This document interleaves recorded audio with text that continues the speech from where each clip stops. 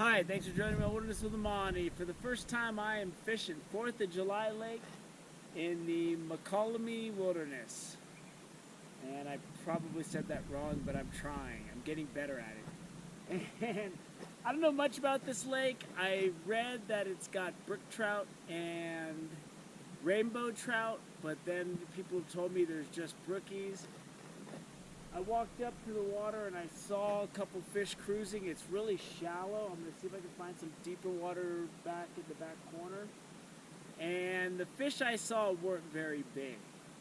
But you got to understand, my initial assessment I made was made in about 3 minutes of observation of 2 spots I walked up to. So I don't think we're really going to know what this lake has to offer until I get out there and start making some casts. I got this tube jig on. I'm going to be using my fly rod, and I'm using this small pheasant tail beadhead, and all of the nymphs that I have are out of my falling apart box, where I have a box of tons of flies that are just falling apart and old, and they have like spikes of hair coming off in different directions. They look like Johnny Rotten from that old band, the Sex Pistols, or the 80s alternative band Public Image Limited that he was the front man for and started. And those of you that are younger probably have no idea what that is. But what I do is I just pulled a bunch of them out of there, took some scissors and some nail clippers and clipped off all the stray hairs and made them look as best I can. So that's what we're going with today, because I wasn't really ready. I didn't know. I throw all my stuff in the corner and then I go to work. And then when I'm done working for the week and it's time to go fishing, sometimes I just grab my bag and look in the box that morning when I'm leaving at like 4:30 a.m. and I'm like, wow, I'm out of flies. And then I have to go to my recycle bin. So today we're going all recycle bin, but I do have a couple of new jigs. We'll see if between all of that I can get something going. So let's go see if we can catch some fish. So whenever you go to a new lake, I don't know what to expect.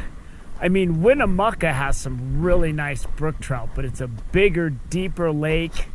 All right, once you get to where the boulders are, the lake's a little deeper.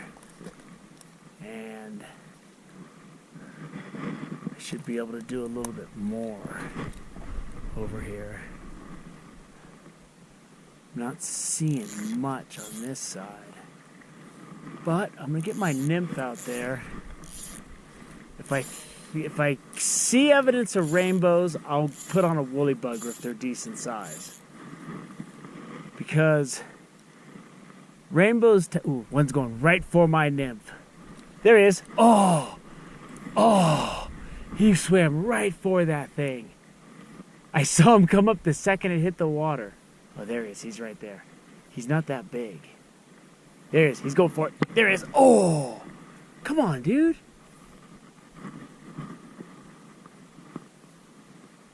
He's just, I don't know if he's hitting it or stopping short, but he appeared to go for it twice. There we go. This little scrappy fellow was going by the shore. He's not very big, but he's big enough to keep me satisfied, at least once around the... If I can get fish this big, I'm satisfied enough to continue fishing. Got my net wet. I'm fishing artificial barbless catch and release. If you're camping and you like to eat fish, this is a really good size for cooking, because they cook thoroughly and really fast.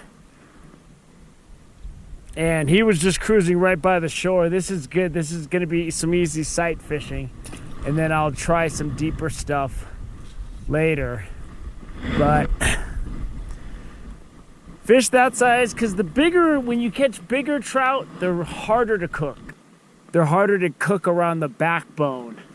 Once they get over like 10 inches, then you got to spend more time. And I have a video on my variety playlist where I show how I like to grill fish. And I show how I put rocks on the grill so that I can lean the fish up and cook their backs thoroughly. Threw my jig out and got one. It hit the water, the fish just attacked it. So, and this guy's a little bit better. I mean, as far as just a brook trout lake to come mess around, so far this has covered all the bases, and I'm fishing that barbless jig fell right out the second he got in my net, which is good. Get my hand wet. And this fish is nice and fat, so I'm thinking there could be some bigger fish in here. And sometimes the jig is the way to find those. So the jig I'm using are the jigs I had. So I had 2 of these, and that's what I had to go with. So I got, what it is it's just that these are dark gray with red specks. They're 1/16 ounce power bait, power tube jigs. And I like them because you can throw them a little bit farther. There we go. They are on this jig like wildfire. So I switched to a little bit bigger of a nymph. And I'm probably going to trim off these hairs that are sticking out oddly and awkwardly. And I always try to get away with the shortest leader I can and the biggest nymph that I can.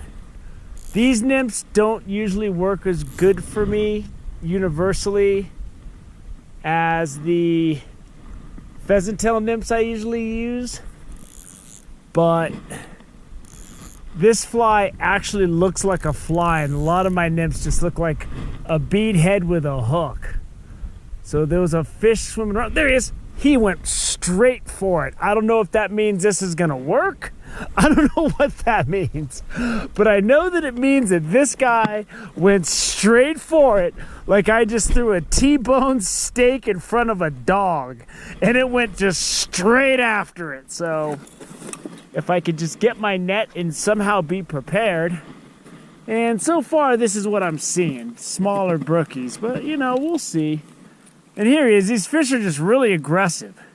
So I've chopped my leader down to about 7 feet because it's easier. The shorter the leader and the bigger the nymph I'm using, the easier it is for me to fish, especially when I'm sight fishing. And, you know, when the fish are aggressive, I'll get away with what I can. That fish went straight for that nymph. But I don't know if that means everything's going to. But I still haven't seen anything bigger. But I really want to go around and fish on that beach. All of that wide open sand. Not because it's usually better than the rocky areas, because it usually isn't. It's just, I don't get to fish on a lot of open sand. I'm always climbing around on gnarly talus and rocks. So with this bigger, more visible nymph, I'm able to get to the bottom of things quicker. You know, because they're going to see it faster. And with this wind, it's going to sink faster. It's going to tighten my line faster. Because once it's sinking, the only way I know if I'm getting a strike is to see my floating line shoot out or just move a little bit. And if I have a really light fly that doesn't sink fast, there's too much play in the leader, and I won't see that strike in time to set the hook. So far, the aggression is huge. I can see fish cruising around this shallow water, and they're just going right for my nymph. Straight for it. He's going straight for it. There he goes. Straight for it. Ooh, he came off. So I went a little deeper with the jig and got a little bit better of a fish.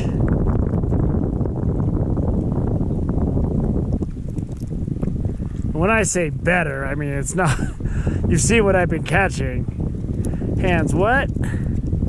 And I got the barbs completely filed off these jigs, so they just come right out. I don't have to damage any fish. It's nice. But that's a good sized brookie. If I can catch brookies like that all day, I'm perfectly satisfied with that. So, and what I did for that fish, what I'm doing, I'm just throwing it out there. I get good range with these, letting them sink.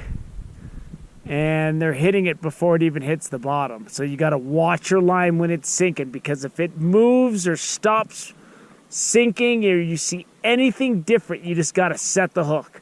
Just, you know, it could be the wind, but you cannot wait and take a chance. You just got to, it don't cost you nothing to set the hook. Man, if the lake was any higher, getting around this part would not be fun. Here's when I just saw him come up. Man, they're going right for these. They're going right for my nymph. I yanked that one right out of his mouth. Oh, he went the other direction. It's killing me because I've caught about 3 fish where I just didn't turn the camera on because they weren't very big. And the second I turned it on so I can show you a hook set,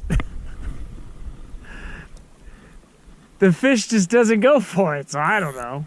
All right, what seems to be getting a lot of hits right now is just one of the ways I fish nymphs.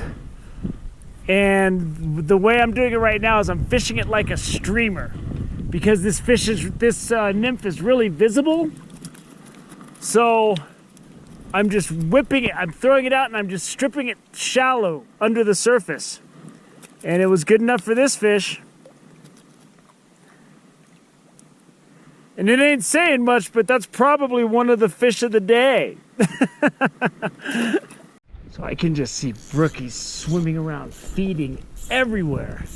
Like I said, I'm fishing this a lot like a streamer, so I'm just throwing it out. It sinks for a second, and then I'm just stripping it a little bit. Stripping it a little bit. And what's going on is I'm tearing it right out of their mouths. And that's not a very good strategy when you're fishing. You know, when you're trying to catch a fish, you want to set the hook like that. And this is, it's just, oh, he came off good. This is just wide open, man. Just wide open. Just wide open. I can just sit here and catch one after another.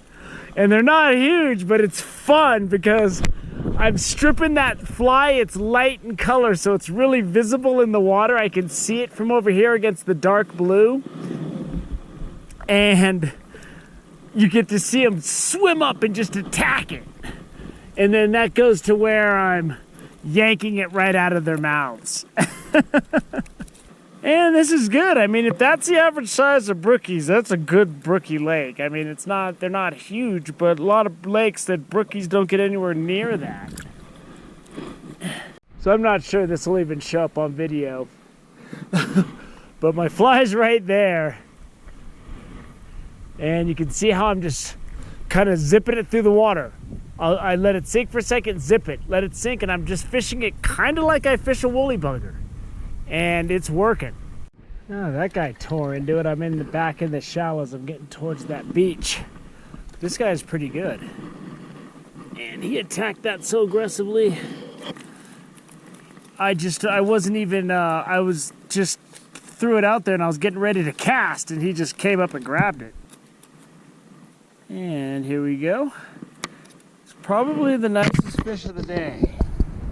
It ain't saying much, but that would look fine mounted on the hood of my car like it was swimming in the wind. Perfect hood ornament size. I didn't get the action on this guy, but they're really, the bigger fish are really hitting this jig. Look how fast those things swim out, man. This beach is super shallow. I don't even know if I want to deal with it. I think I'm gonna eat a sandwich and take a nap though. Beach is always good for sandwich and a nap. There's one coming. They're just cruising this water. It's like 6 inches deep. And he's just cruising straight through. There we go. There we go. They're just cruising through. You just see them cruising through this really shallow, sandy water, and you just throw it right at them, and they just go for it, man. That was awesome. Look at him in the water, how pretty he is. Good looking fish. Little guy, you know. But I just realized a pattern. There are brookies cruising this sand and feeding along the bottom. I just completely scared that guy. And my fly mimics nothing they're feeding on, nothing in nature. But they're just cruising through and they see that thing going and they just boom. This one right there. He's swimming right through this shallow sand. Get it out in front of him. He's going straight for it. Oh, he turned on me. He turned on me. God, I keep scaring him. They swim up on you and you don't see them. And then you spook them. Like I did right there. But, oh, he went for it. I fancy myself an expert at nap taking, and let me tell you something. On what I'm usually napping on, which is like a rock for a pillow and just sticks and whatever else I'm sleeping in dirt, this is as good as it gets.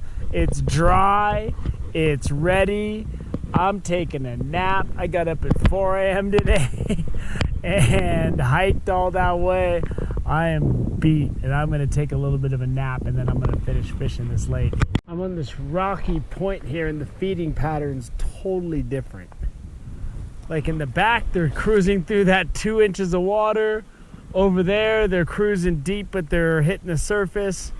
Over here, you don't see anything. They're down deep, but they're coming up to get my fly.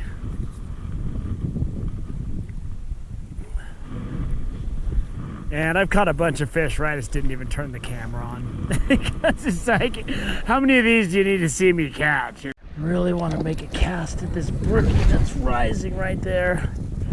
But I also don't want to get hurt. Because I'm climbing down some crazy stuff right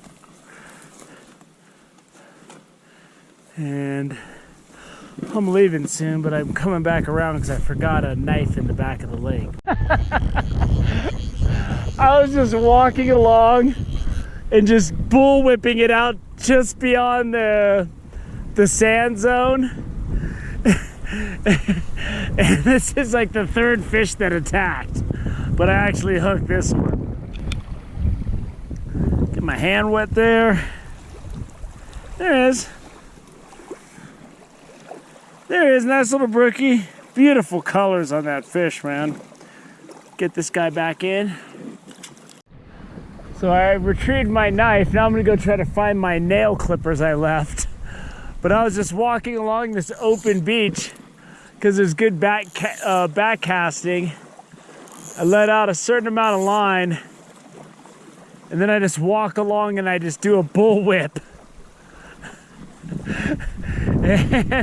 And I just walk and let it pull and throw it out. And there's fish in this really shallow water. It's like 5 inches to a foot deep, depending on where you're standing. And there's fish cruising through this really shallow water. Another one on the bullwhip. Whoosh, whoosh. The bullwhip technique. I don't think that's actually a technique, but that's what I'm doing. So, it's a technique today. There we go. There's fish. See them going? There you go. They blend right in with this sand, but you can see their red fins when they're cruising. And that's what you look for. A lot of times you don't look for the fish. If brookies are sitting on the bottom, you want to look for their shadow sometimes. If it's hard to tell them between rocks and sticks and fish in the deep water, you look for their shadow on the bottom sometimes. Or you look for their pectoral fins sticking out. And that's how you can identify them, because they'll sit on the bottom motionless. The ones here are cruising really fast through this shallow water. So whatever they're eating, they're cruising fast to get it. Well, I'm all packed up and ready to go. It's a little disappointed with the size of fish in 4th of July Lake, but there's a lot of fish and they're really aggressive. And you know, when you're day hiking a lake that's 5 miles in, you're only going to see so much. I miss the good morning fishing. I miss the evening fishing. I show up in the middle of the day. I just do the best I can. But one thing I do when I'm scouting lakes like this is I'll sit up high when there's no wind and I just watch the water and see what's swimming around. I didn't see anything really much bigger than the biggest fish that I caught. So I didn't see any rainbows. Doesn't mean they're not in here. You know, I didn't get any. I fished deep for about an hour with jigs and a woolly bugger. And the woolly bugger, the jigs, they were just getting hit, but they weren't taking them because the fish aren't big. When you have bigger fish, they hit this jig, they just take it, and you just set the hook. You know, it's not so much, bam, then they chase it, hit it again. So, one thing lakes like this are really good for are if you're new to fly fishing. Like, if you want to learn to fly fish, just get yourself like a $50 combo, rod and reel with floating line, and I just use 4-pound fluorocarbon as a leader, and just however long that you need to make it for what you're doing, and just keep it simple and cheap. You know, that's what I do. That's why I have flies that are always falling apart, because I buy cheap stuff. And my whole goal is just to get out and get some fishing done. And then if you go to my fishing tips playlist, the want to try fly fishing here is just enough to know. That's enough to get you started. And then when you go through my backcountry fishing playlist, find yourself a lake that has smaller but aggressive brookies, and that's a really good way to get your precision casting down, get used to spotting fish with polarized glasses, get used to setting the hook. You know, don't just pull the fly out of their mouth constantly like I do, because I get too excited. You know, you get these, you come up here, if you camp overnight, you can fry those things up, you know, fry up 5 or 6 of them and have a good dinner, some instant mashed potatoes or something, and just make sure you clean up after yourself or cook away from camp, because you don't want that fish to bring bears. So, hope you enjoyed this test run on 4th of July Lake. It was fun. It was fun fishing. I went around the lake 2 times. Second time because I lost my brand new nail clippers that I cut my line and trimmed my flies that are falling apart with.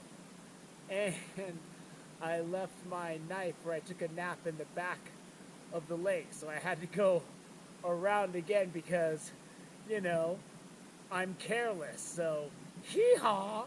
Hope you enjoyed this. Thanks for joining me on Wilderness with Amani. Until next time.